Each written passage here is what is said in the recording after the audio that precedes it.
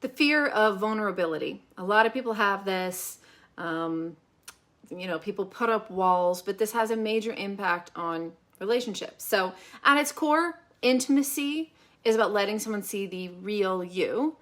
The real you is going to be imperfect. It's going to be a little bit raw and authentic, right? So it's like allowing someone to read your diary.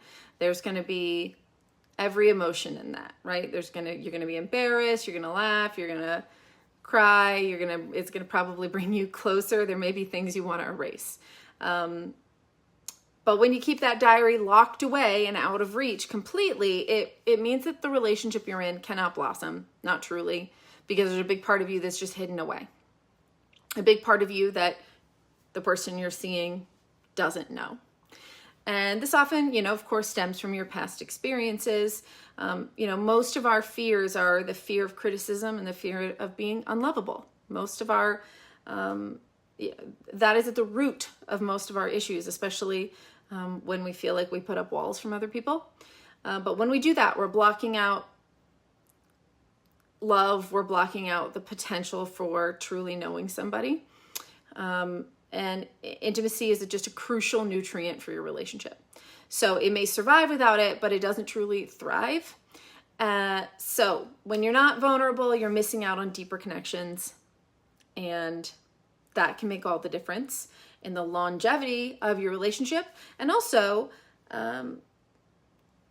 it's hard to let people in, to let someone in. But if you don't, then you'll always have that fear that you'll feel isolated because they don't know the real you, and you'll be afraid that if they do know the real you, they won't want to be with you. So if you truly want to move forward in a deep way, in a real way, you've got to let them in.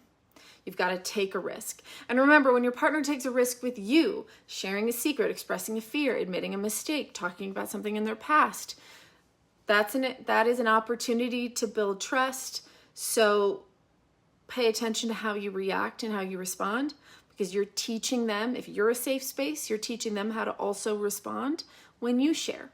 So keep that in mind. It's like the golden rule, do unto others how you'd want them to, treat you. So go ahead, let someone read a little bit of your proverbial diary and see how it goes.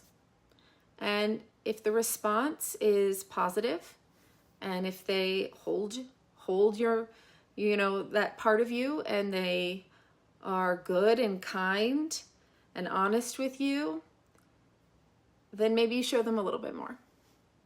Because it's so important. So if this is you, if the walls are up, consider taking just a little step, one little page of your diary, and test the waters.